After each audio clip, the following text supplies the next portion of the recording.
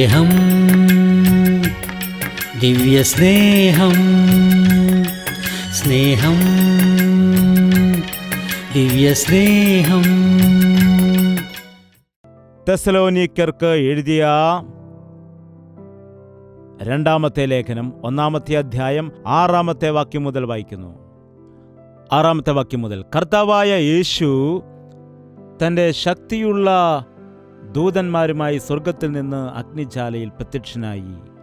ദൈവത്തെ അറിയാത്തവർക്കും നമ്മുടെ കർത്താവായ യേശുവിൻ്റെ സുവിശേഷം അനുസരിക്കാത്തവർക്കും പ്രതികാരം കൊടുക്കുമ്പോൾ നിങ്ങളെ പീഡിപ്പിക്കുന്നവർക്ക് പീഡയും പീഡ അനുഭവിക്കുന്ന നിങ്ങൾക്ക് ഞങ്ങളോട് കൂടെ ആശ്വാസവും പകരം നൽകുന്നത് ദൈവസന്നിധിയിൽ നീതിയല്ലോ. ദൈവത്തെ അറിയാത്തവർക്കും നമ്മുടെ കർത്താവായ യേശുവിൻ്റെ സുവിശേഷം അനുസരിക്കാത്തവർക്കും പ്രതികാരം കൊടുക്കുമ്പോൾ നിങ്ങളെ പീഡിപ്പിക്കുന്നവർക്ക് പീഡയും നിങ്ങൾക്ക് ഞങ്ങളോടുകൂടെ ആശ്വാസവും പകരം നൽകുന്നത് ദൈവസന്നിധിയിൽ നീതിയല്ലോ. കർത്താവ് നൽകുന്ന ആശ്വാസത്തിന് വേണ്ടി, കർത്താവ് നൽകുന്ന വിശ്രമത്തിന് വേണ്ടി കാത്തിരിക്കുന്നവൻ ഈ ലോകത്തിൽ വിശ്വസ്തയോടെ ജീവിക്കും. മറ്റൊരു വ്യക്തിയെ നമുക്ക് നോക്കാം. നാബോത്തിനെ കുറിച്ച് വായിക്കാം. 1 രാജാക്കന്മാർ 21-1 മുതൽ 19 വരെ. എല്ലാവർക്കും അറിയാവുന്ന കാര്യമാണ്. ആഹാബ് രാജാവ് നാബോത്തിനെ വിളിച്ചിട്ട് പറയുകയാണ്, നിന്റെ മുന്തിരിത്തോട്ടം എനിക്ക് ചീരത്തോട്ടമാക്കുന്നതിന് വേണ്ടി നൽകണമെന്നും അതിന് പകരമായിട്ട് ഞാൻ നിനക്ക് വേറെ മുന്തിരിത്തോട്ടം നൽകാമെന്നും പറയുവാനിടയായി. അപ്പോൾ എന്താണ് നാബോത്ത് അവനോട് മറുപടി പറഞ്ഞത്? നമുക്ക് നോക്കാം എന്താണ് പറഞ്ഞത്. ഞാൻ എൻ്റെ പിതാക്കന്മാരുടെ അവകാശം നിനക്ക് തരുവാൻ യഹോവ സംഗതി വരുത്തരുതേ എന്ന് പറഞ്ഞു. രാജാവ് നാബോത്തിനെ വിളിച്ചിട്ട് പറയുകയാണ്, നാബോത്ത് അയൽക്കാരനാണ്. നാബോത്തിനെ വിളിപ്പിച്ചിട്ട് പറയുകയാണ്, നാബോത്തിന് അവിടെ ചെറിയൊരു മുന്തിരിത്തോട്ടമുണ്ട് ആ കൊട്ടാരത്തിന് അരികിലായിട്ട്. അവനോട് പറയുകയാണ്, ആ മുന്തിരിത്തോട്ടം നീ എനിക്ക് തന്നേക്കുക, അത് നീ നൽകുകയാണെങ്കിൽ 100 ഏക്കർ നിനക്ക് പകരമായിട്ട് തിരികെ തരാമെന്ന് പറഞ്ഞു. അല്ലെങ്കിൽ നിനക്ക് ആവശ്യമുള്ളത്രയും ഞാൻ പണം നൽകാം എന്ന് അവനോട് ചോദിക്കുവാനിടയായി. അങ്ങനെ ചോദിച്ച സമയത്ത് ഒരുപക്ഷെ നിങ്ങളോടാണ് ചോദിക്കുന്നതെങ്കിൽ നിങ്ങൾ എന്തായിരിക്കും പറയുന്നത്? നിന്റെ സർട്ടിഫിക്കറ്റ് എനിക്ക് നൽകുകയാണെങ്കിൽ അതിന് പകരമായിട്ട് 10 കോടി രൂപ നൽകാമെന്ന് പറഞ്ഞാൽ എന്തു ചെയ്യും? നിങ്ങൾ എന്തായിരിക്കും ചെയ്യുന്നത്? നിന്റെ സ്നാനത്തിൻ്റെ സർട്ടിഫിക്കറ്റ് കീറിക്കളഞ്ഞാൽ 10 കോടി രൂപ നൽകാമെന്ന് പറഞ്ഞാൽ നിങ്ങൾ എന്തു ചെയ്യും? പെട്ടെന്ന് വേണം, ഇതാ പൈസ റെഡിയാണ്. അവനെന്ത് പറഞ്ഞു? ഇതെൻ്റെ പിതാക്കന്മാരുടെ അവകാശമാണ്. പിതാക്കന്മാരുടെ അവകാശമെന്ന് പറഞ്ഞാൽ പിതാക്കന്മാർ എനിക്ക് നൽകിയത് ഞാൻ എൻ്റെ തലമുറയ്ക്ക് കൊടുക്കണം. പിതാക്കന്മാരുടെ അവകാശത്തെ ഒരിക്കലും വിൽക്കുവാൻ പാടില്ല എന്ന് പഴയ നിയമപുസ്തകത്തിൽ എഴുതിയിട്ടുണ്ട്. അത് തലമുറ അനുഭവിക്കേണ്ടതാണ്. അത് ദൈവം എൻ്റെ പിതാക്കന്മാർക്ക് കൊടുത്തു, എൻ്റെ പിതാക്കന്മാർ എനിക്ക് നൽകി, ഞാൻ എൻ്റെ മക്കൾക്ക് കൊടുക്കണം. എനിക്കത് വിൽക്കുവാൻ കഴിയുകയില്ല, ഞാനത് വിൽക്കില്ല എന്ന് പറഞ്ഞു. എന്താണ്? ദൈവം നൽകുന്നതിനെ വിറ്റുകളയുകയാണോ? ഒരു നേരത്തെ ആഹാരത്തിന് വേണ്ടി ഒരാൾ വിറ്റുകളഞ്ഞു. എന്താണത്? ജ്യേഷ്ഠന്റെ അവകാശത്തെ ഒരു നേരത്തെ ആഹാരത്തിന് വേണ്ടി വിറ്റുകളഞ്ഞ വ്യക്തിയെ നമുക്കെല്ലാവർക്കും അറിയാം. ഇന്നും അങ്ങനെയുള്ള വ്യക്തികളുണ്ട്. വിറ്റുകളയുകയാണ്. പണം കാണിച്ചാൽ മതി, ദൈവദാസന്മാർ വിൽക്കപ്പെട്ടു പോകുന്നു. രാഷ്ട്രീയ നേതാക്കന്മാർ പണം കാണിച്ചാൽ വിൽക്കപ്പെട്ടു പോവുകയാണ് ചെയ്യുന്നത്. എന്ത് വേണമെങ്കിലും പണം കൊണ്ട് വാങ്ങുവാൻ കഴിയും. MLA-മാരെ MP-മാരെയും പണം കൊടുത്തു വാങ്ങുന്നു, വോട്ട് പണം കൊടുത്തു വാങ്ങുന്നു. ഇതാണ് നമ്മുടെ ഭാരതത്തിൽ കാണുന്നത്. ലോകം മുഴുവനും കാണുന്ന അനീതി ഇതാണ്. എവിടെ നോക്കിയാലും പണത്തിന്റെ പ്രഭാവം മാത്രമാണ് കാണുന്നത്. പണമല്ല മുഖ്യം. ദൈവം നിനക്ക് നൽകിയിരിക്കുന്നതായ അവകാശം, നിനക്ക് നൽകിയിരിക്കുന്നതായ നിന്റെ ശരീരം, നിന്റെ ആരോഗ്യം. അതുപോലെ ഒരു സിനിമ ആക്ടറെ നാം ശ്രദ്ധിക്കുകയാണെങ്കിൽ അവൻ്റെ ശരീരത്തെ അവൻ വിൽക്കുകയാണ് ചെയ്യുന്നത്. അവർ പറയുന്നത് പോലെ ചെയ്യുകയാണ്. പാടുവാൻ പറയുമ്പോൾ പാടണം, ചാടുവാൻ പറയുമ്പോൾ ചാടണം, കരയുവാൻ പറയുമ്പോൾ കരയണം, നിൽക്കുവാൻ പറയുമ്പോൾ നിൽക്കണം. എന്തു ചെയ്യാൻ പറഞ്ഞാലും അതുപോലെ തന്നെ അവൻ്റെ ശരീരം ഏൽപ്പിച്ചു കൊടുത്ത് അഭിനയിച്ച് കാണിക്കണം. അതുകൊണ്ട് എന്താണ് സംഭവിക്കുന്നത്? അവൻ്റെ ശരീരത്തെ അവൻ വിൽക്കുകയാണ് ചെയ്യുന്നത്. അതാണ് അവർ പറയുന്നത് പോലെ ചെയ്യുമ്പോഴാണ് കോടിക്കണക്കിന് കാശ് കിട്ടുന്നത്. നിന്റെ ശരീരം ദൈവത്തിൻ്റെ ആലയമാകുന്നു. നിന്റെ ദൈവത്തിൻ്റെ ആലയത്തെ നീ വിശുദ്ധിയോടെ കാക്കണം. വ്യഭിചാരം ചെയ്യുന്നവർ ശരീരത്തെ വിൽക്കുന്നു. ചിലർ യജമാനന് തങ്ങളുടെ ശരീരത്തെ ഏൽപ്പിച്ചു കൊടുക്കാറുണ്ട്. നിനക്ക് ശമ്പളം നൽകുന്ന വ്യക്തിക്ക് നീ അടിമയായിരിക്കുന്നുവെങ്കിൽ നീ ശരീരത്തെ വിൽക്കുകയാണ്. പണ്ടുകാലത്ത് പറയുമായിരുന്നു, എനിക്ക് ഞായറാഴ്ച അവധി ലഭിച്ചില്ലെങ്കിൽ, ചർച്ചിൽ പോകാൻ കഴിയില്ലെങ്കിൽ എനിക്ക് ജോലി വേണ്ട എന്ന്. അന്ന് എത്ര കൂടുതൽ ശമ്പളം നൽകിയാലും ഞാൻ വരികയില്ല, എൻ്റെ കർത്താവിൻ്റെ ദിവസമാണ് എനിക്ക് പ്രധാനം. എന്നാൽ ഇന്നെന്താണ് പറയുന്നത്? ജോലി ഇല്ലാതിരിക്കുന്ന സമയത്ത് ജോലി വേണമെന്ന് പറഞ്ഞ് പ്രാർത്ഥിപ്പിച്ചു. അതിനുശേഷം ജോലി ലഭിച്ചു. ഇപ്പോൾ പറയുകയാണ് പ്രാർത്ഥനയ്ക്ക് വരാൻ കഴിയുന്നില്ല. എങ്ങനെയാണ് വരാൻ കഴിയുന്നതെന്ന്? എങ്ങനെയാണ് ഞാൻ വരുന്നത്? എനിക്ക് ജോലിയുണ്ടല്ലോ, പിന്നെ എങ്ങനെയാണ് ഞാൻ ആലയത്തിൽ വരുന്നത്? എനിക്ക് ഞായറാഴ്ചയും ഡ്യൂട്ടിയാണ്, ലീവ് കിട്ടുന്നില്ല, എനിക്കവർ ലീവ് നൽകുന്നില്ല. ശരി സഹോദര, വരാൻ തക്കവണ്ണം പ്രാർത്ഥിക്കാം. എന്താണ്? നിനക്ക് അവധി ലഭിക്കുന്നില്ല എന്നുണ്ടെങ്കിൽ നീ ചർച്ചിൽ വരുവാൻ തക്കവണ്ണം പ്രാർത്ഥിക്കുകയാണെങ്കിൽ എന്താണ് സംഭവിക്കുന്നത്? 3 മാസം ചെയ്ത ജോലിയുടെ ശമ്പളം പോലും കിട്ടാതെ നിന്റെ ജോലി നഷ്ടപ്പെട്ടേക്കാം. ജാഗ്രത. നിന്റെ മക്കളെ അങ്ങനെ വിൽക്കരുത്. മക്കളെ വിൽക്കുവാൻ പാടില്ല. കല്യാണം കഴിക്കുന്ന സമയത്ത് എന്താണ് പറയുന്നത്? ഇതാ എൻ്റെ കഴുത, BA വരെ പഠിച്ചിട്ടുണ്ട്. എന്താണ് നിങ്ങൾ ചിരിക്കുന്നത്? BTech വരെ പഠിച്ചിട്ടുണ്ട്, MTech പഠിച്ചിട്ടുണ്ട്, ഫോറിനിൽ പോയവനാണ്. എൻ്റെ മകൻ അമേരിക്കയിലാണ്. അവൻ എത്ര സ്ത്രീധനം നിങ്ങൾ കൊടുക്കും? എത്ര സ്വർണം കൊടുക്കും? അമേരിക്കയിലുള്ള ആളുകൾ സ്വർണമേ ധരിക്കാറില്ല, അതാണ് സത്യം. സ്ത്രീധനം വേണമെന്ന് പറഞ്ഞ് എന്തുകൊണ്ടാണ് ഇങ്ങനെ വിലപേശുന്നത്? എവിടെ നോക്കിയാലും വ്യാപാരമാണ്. ഒരു LKG സ്റ്റുഡൻറ്റിന് അഡ്മിഷൻ കിട്ടണമെങ്കിൽ ലക്ഷങ്ങൾ കൊടുക്കണം, ഡൊണേഷൻ കൊടുക്കണം, അഡ്വാൻസ് കൊടുക്കണം. ഇടയ്ക്ക് ഇട്ടിട്ട് പോകാതെ 3 മാസത്തെ അഡ്വാൻസ് കൊടുക്കേണ്ടതുണ്ട്. ഇവിടെ വിൽക്കുകയാണ് ചെയ്യുന്നത്. അധികാരത്തെ വിൽക്കുകയാണ്, പദവിയെ വിൽക്കുകയാണ്, ദൈവം കൊടുത്തതായ ആരോഗ്യത്തെ, ദൈവം കൊടുത്തതായ താലന്തുകളെ, കഴിവുകളെയെല്ലാം വിൽക്കുകയാണ് ചെയ്യുന്നത്. നാബോത്ത് പറഞ്ഞു, ഞാൻ ഒരിക്കലും നൽകുകയില്ല, ഇത് ദൈവം എനിക്ക് നൽകിയതാണ്. ഇത് ദൈവം നൽകിയതിന് പകരം നീ എന്തു തന്നാലും അതിന് പകരമാകില്ല. ദൈവം നൽകിയിരിക്കുന്നത് അത് 1/2 സെന്റ് ആണെങ്കിലും അത് അനുഗ്രഹമാണ്. എന്നാൽ ദൈവത്തിന് ഹിതമല്ലാത്തത് 60 ഏക്കർ ആണെങ്കിലും അത് ഒരിക്കലും നന്മയാകില്ല.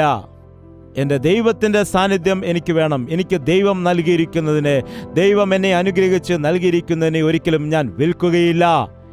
യേശുവിനെ ഞാൻ വിൽക്കില്ല. എൻ്റെ അവകാശം ഞാൻ കൊടുക്കുകയില്ല.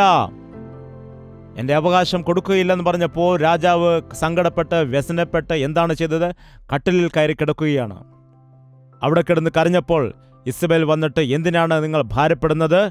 ഞാനുണ്ടല്ലോ എന്ന് പറഞ്ഞ് നീചന്മാരായിട്ടുള്ള 2 ആളുകളെ വിളിച്ചിട്ട് അവന് വിരോധമായിട്ട് ഇവൻ ദൈവത്തെ ദുഷിച്ചു പറഞ്ഞു, രാജാവിനെ ദുഷിച്ചു എന്ന് കള്ളസാക്ഷ്യം പറയിപ്പിച്ചിട്ട് എന്താണ് ചെയ്തത്? 13-ാമത്തെ വാക്യം ഒന്ന് വായിക്കുക.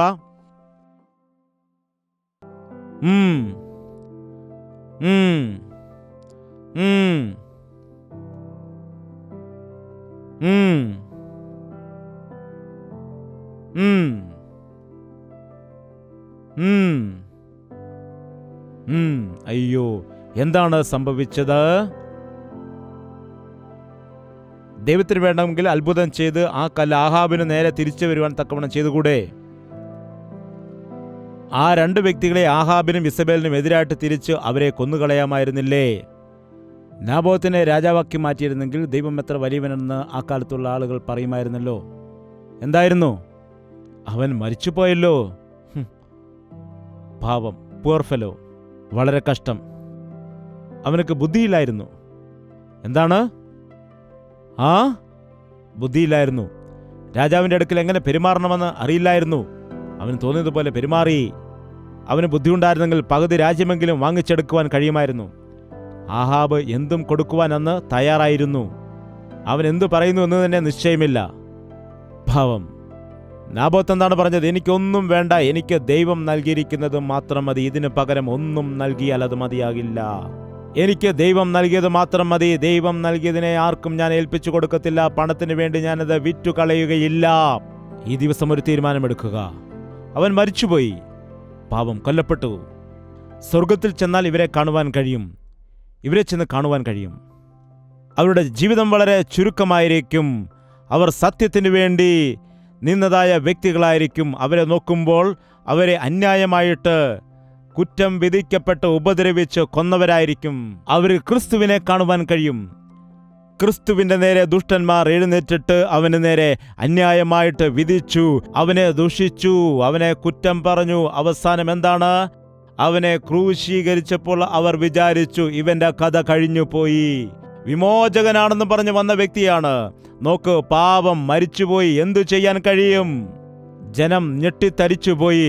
ശിഷ്യന്മാർ സങ്കടപ്പെട്ടു. ഇവനിൽ ആശ്രയിച്ചു, വിശ്വസിച്ചു ഞങ്ങൾ ഇറങ്ങിത്തിരിച്ചു. ഇപ്പോൾ ഞങ്ങളുടെ ജീവിതം എന്തായി തീരും?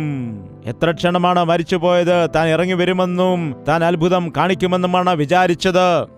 അയ്യോ, നിസ്സഹായകനായി മരിച്ചുപോയല്ലോ, അവന്റെ കഥ കഴിഞ്ഞു പോയി എന്ന് വിചാരിച്ചു. എന്നാൽ കഥ കഴിഞ്ഞു പോയിരുന്നോ? കഴിഞ്ഞു പോയിരുന്നോ? നാബോത്തിൽ ക്രിസ്തുവിനെ കാണാൻ കഴിയും. ഈ കാലത്ത് ഇങ്ങനെയുള്ള ആളുകളെ ക്രിസ്ത്യാനികളുടെ നടുവിൽ കാണുവാൻ കഴിയുന്നില്ല, സഭകളിൽ കാണുവാൻ കഴിയുന്നില്ല. ഈ ദിവസം ദൈവം ഇങ്ങനെയുള്ള വ്യക്തികൾക്ക് വേണ്ടി കാത്തിരിക്കുന്നു. ജീവപര്യന്തം നിങ്ങൾ വിശ്വസ്തരായിരിക്കുക, ഞാൻ നിങ്ങൾക്ക് ജീവകിരീടം നൽകും. നമ്മുടെ സ്വഭാവം എന്താണ്? സാധാരണ നമുക്ക് പേര് വേണം, പ്രശസ്തി വേണം, പണം വേണം, അതിനുവേണ്ടി എന്തും ചെയ്യും.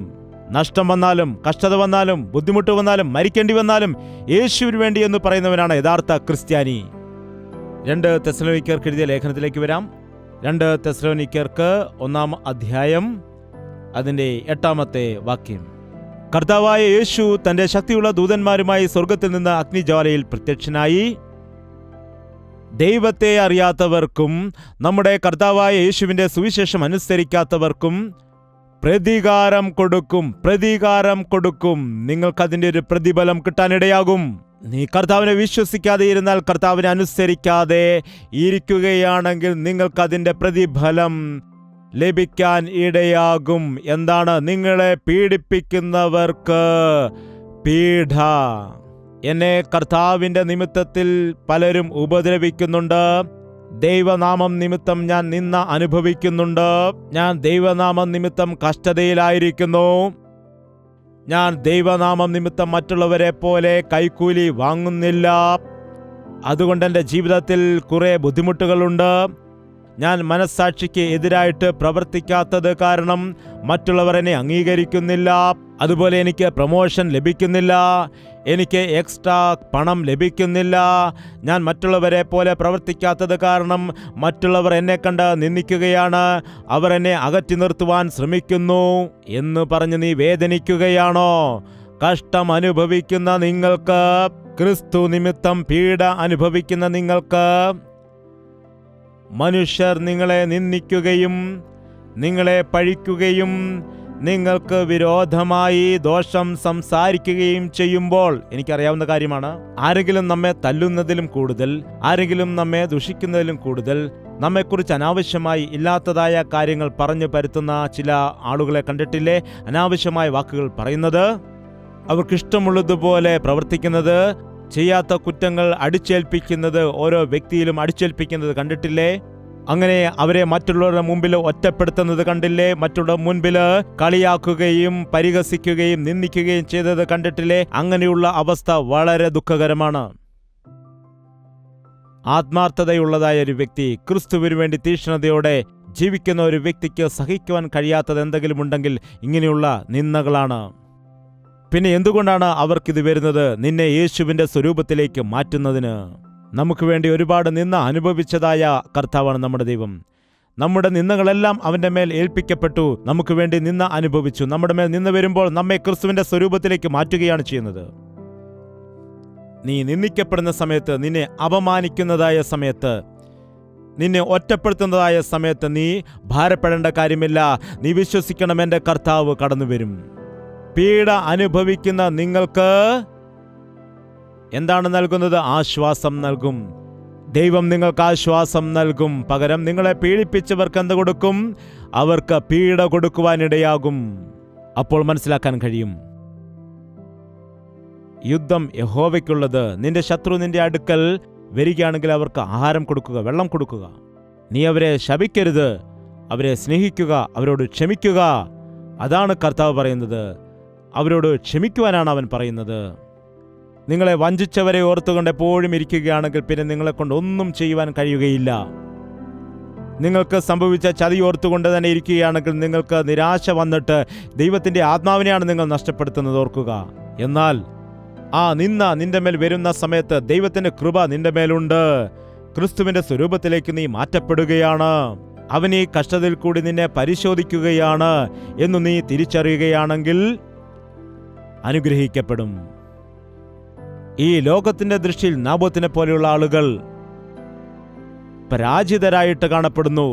എന്നാൽ എൻ്റെ വിശ്വാസം എന്താണെന്ന് വെച്ചാൽ, ജീവിക്കുകയാണ് എങ്കിൽ അങ്ങനെയുള്ള ജീവിതം നയിക്കണം. മരണം വരെ വിശ്വസ്തനായിരിക്കണം. ഒരു വേട്ടക്കാരൻ മുയലിനെ പിടിക്കുവാൻ ഒരുപാട് പരിശ്രമം നടത്തിയിട്ടും അതിനെ കിട്ടുന്നില്ല. അത് ഓടിച്ചെന്ന് അതിൻ്റെ മാളത്തിൽ ഒളിക്കും. പിന്നെ ആർക്കും അതിനെ പിടിക്കുവാൻ കഴിയില്ല. ഒരാളിങ്ങനെ തീരുമാനിച്ച് എങ്ങനെ ഇതിനെ പിടിച്ചെടുക്കാൻ കഴിയുമെന്ന് പ്ലാൻ ഉണ്ടാക്കാനിടയായി. അതിനുവേണ്ടി എന്തു ചെയ്തെന്നറിയാമോ? കുറേ മാലിന്യങ്ങളും ചപ്പ് ചവറുകളും ദുർഗന്ധം വമ്മിക്കുന്ന സാധനങ്ങളും കൊണ്ടുവന്നിട്ട് മുയലിൻ്റെ മാളത്തിന് അരികിൽ കൊണ്ടുവന്ന്, മുയൽ മാളത്തിൽ ഇല്ലാതിരുന്ന സമയത്ത് ആ മാളത്തിൽ നിറയ്ക്കാനിടയായി.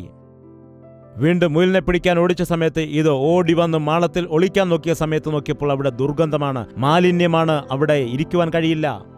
വലിയ ദുർഗന്ധം വമിക്കുന്നു. അത് അകത്തേക്ക് പോകാൻ നോക്കിയപ്പോൾ അതിൻ്റെ ശരീരം വെളുത്ത് നനുത്ത ശരീരത്തില് ഈ ദുർഗന്ധം, ഈ ചെളി, മാലിന്യം പിടിക്കുവാനിടയാകും. അതുകൊണ്ട് അത് അകത്തേക്ക് പോകാതെ അവിടെ തന്നെ നിന്നു. ഇവിടെ നിന്ന് വേട്ടക്കാരൻ വന്ന് എന്നെ കൊന്നാലും ശരി, ഞാൻ മരിക്കാൻ തയ്യാറാണ്, എന്നാൽ അകത്തുപോയി മാലിന്യത്തിൽ കിടക്കുവാൻ, അങ്ങനെയുള്ള ഒരു ജീവിതം നയിക്കുവാൻ ഞാൻ ആഗ്രഹിക്കുന്നില്ല എന്ന് പറഞ്ഞു. ഒരു ക്രിസ്ത്യാനിയുടെ ജീവിതം അങ്ങനെയായിരിക്കണം. നീ നിന്റെ ശരീരത്തെ അശുദ്ധിയാക്കാതെ, നിന്റെ മനസ്സാക്ഷിയെ മലിനമാക്കാതെ, വേണമെങ്കിൽ മരണം വരിക്കാൻ പോലും തയ്യാറാണ്. നിങ്ങൾ വിശ്വസിക്കുന്ന ദൈവം നിങ്ങളെ രക്ഷിപ്പാൻ തക്കവണ്ണം മതിയായ ദൈവമാണോ എന്ന് ശദ്രക്, മേശക്, അബേദ്നെഗോവിനോട് ചോദിച്ചു. അവർ പറഞ്ഞു, ഞങ്ങളുടെ ദൈവം മതിയായ ദൈവമാണ്. ഒരു പക്ഷേ നമുക്ക് ആ വചനം ഒരിക്കൽ കൂടി ഒന്ന് വായിക്കാം. ദാനിയേലിന്റെ പുസ്തകം, നിങ്ങളത് അണ്ടർലൈൻ ചെയ്യേണ്ട വാക്യമാണ്. അഗ്നിശോധനകൾ വരുമ്പോൾ ദൈവത്തിനു വേണ്ടി ധൈര്യത്തോടെ നിലനിൽക്കുമെന്നുള്ള തീരുമാനം. വേദപുസ്തകത്തിലെ അങ്ങനെയുള്ള വിഷയങ്ങൾ നാം തീർച്ചയായും മനസ്സിലാക്കേണ്ടതാണ്. ദാനിയേൽ 3-ാം അധ്യായം 16-ാമത്തെ വാക്യം. ശദ്രക്കും മേശക്കും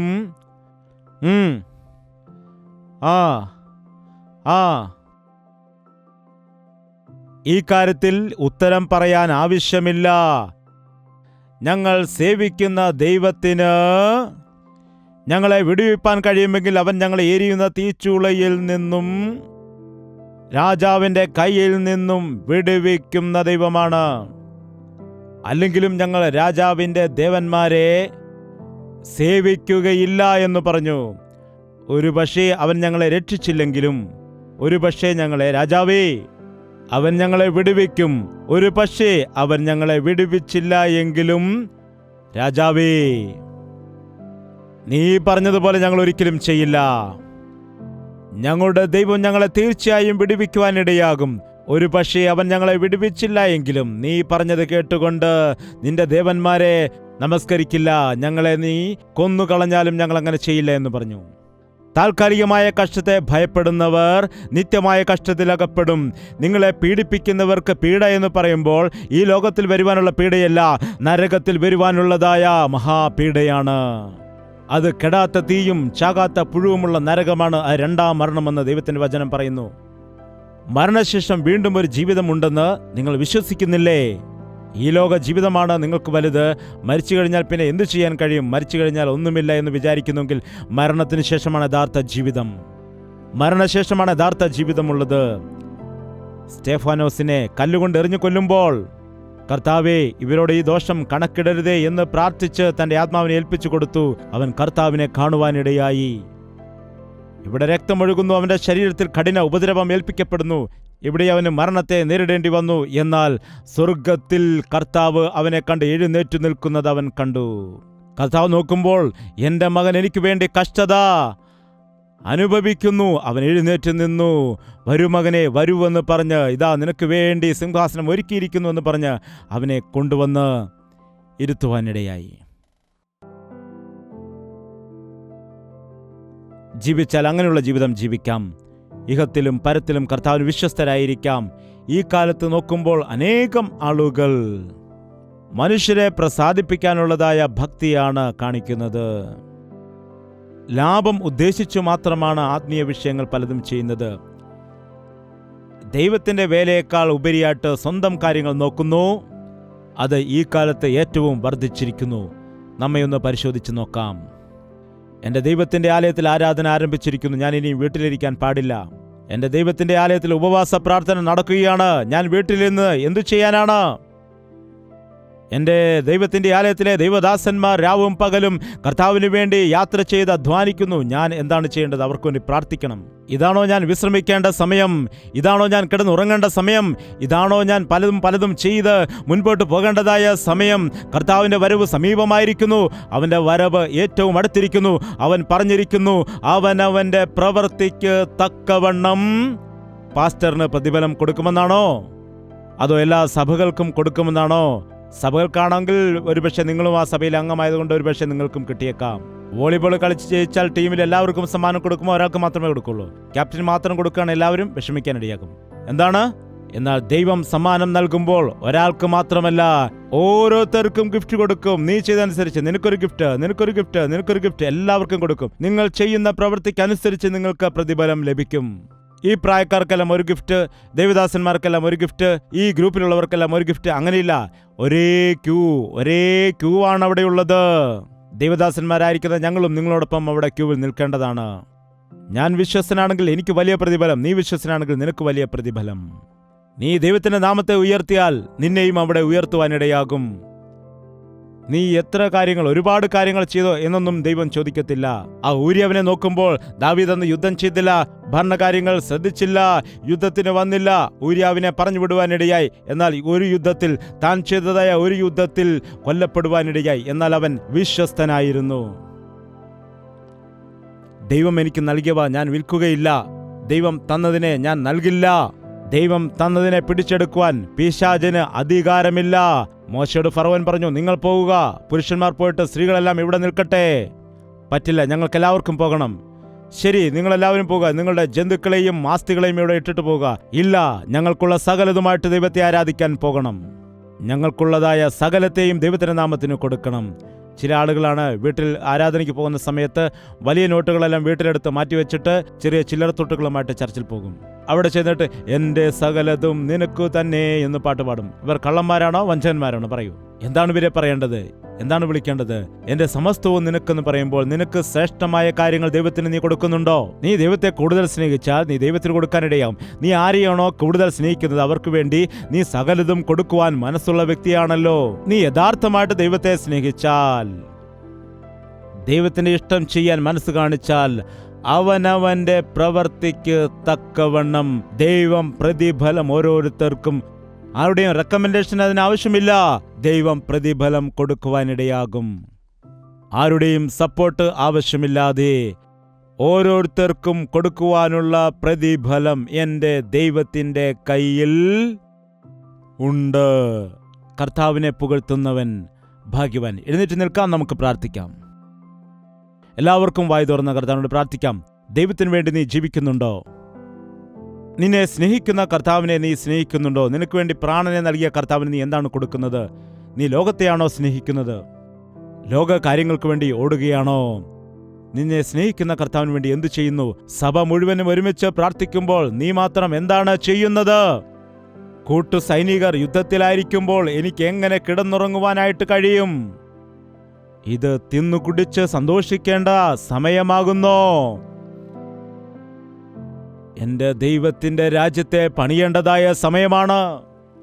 നശിച്ചു പോകുന്ന ആത്മാക്കളെ രക്ഷിക്കേണ്ടതായ സമയമാണ്.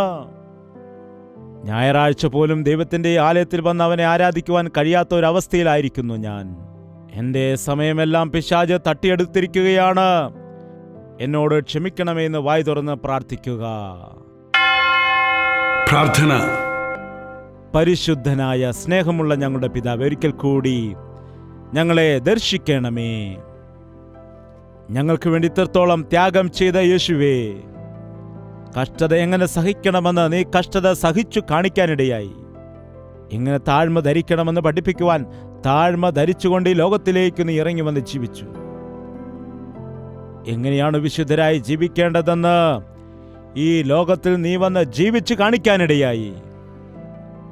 എങ്ങനെയാണ് പരീക്ഷകളെ ജയിക്കേണ്ടതെന്ന് കാണിക്കുവാൻ എല്ലാ പരീക്ഷകളെയും നേരിട്ടുകൊണ്ട് നീ ജയിച്ചു കാണിക്കുവാനിടയായി. നിന്റെ കാൽപാതകളെ പിന്തുടരുവാനുള്ള ഭാഗ്യം ഞങ്ങൾക്ക് നൽകണമേ. ഞങ്ങൾ ഇവിടെ നശിച്ചു പോകുവാനിടയാകരുതേ. കർത്താവിൻ്റെ സാക്ഷിയായിട്ട് ഞങ്ങൾക്ക് ജീവിക്കുവാൻ, ആവശ്യമെങ്കിൽ രക്തസാക്ഷിയാകുവാനും കൂടെ ഒരുക്കത്തോടെ ആയിരിക്കുവാൻ ഞങ്ങളെ സഹായിക്കണമേ. ഞങ്ങൾ എത്ര പണം സമ്പാദിച്ചാലും അത് ഞങ്ങളോടൊപ്പം വരില്ല എന്നും, ഞങ്ങൾക്ക് ഈ ലോകത്തിൽ എത്ര വലിയ പേരുണ്ടെങ്കിലും അതൊന്നും സ്വർഗത്തിൽ കാണുകയില്ല എന്നും, നീ ഞങ്ങൾക്ക് നൽകുന്നത് എന്താണോ അതുമാത്രമാണ് നിലനിൽക്കുന്നതെന്നും, നിന്റെ പുകഴ്ചയ്ക്ക് വേണ്ടി ഞങ്ങളെ തന്നെ ഒരുക്കുവാൻ സഹായിക്കുമാറാകണമേ എന്നും ഞങ്ങളുടെ ഹൃദയത്തിൽ ഉണർവ് നൽകണമേ. യേശു ക്രിസ്തുവിന്റെ നാമത്തിൽ അപേക്ഷിക്കുന്നു പിതാവേ, ആമേൻ. യേശുവേ യേശുവേ യേശുവേ യേശുവേ യേശുവേ യേശുവേ യേശുവേ യേശുവേ നിന്നെ നിന്നെ എന്നും ഞാൻ സേവിക്കും, നീ മാത്രം രാജാവെന്നും. നിന്നെ നിന്നെ എന്നും ഞാൻ സേവിക്കും, നീ മാത്രം രാജാവെന്നും. യേശുവേ യേശുവേ യേശുവേ യേശുവേ യേശുവേ യേശുവേ യേശുവേ യേശുവേ യേശുവേ യേശുവേ യേശുവേ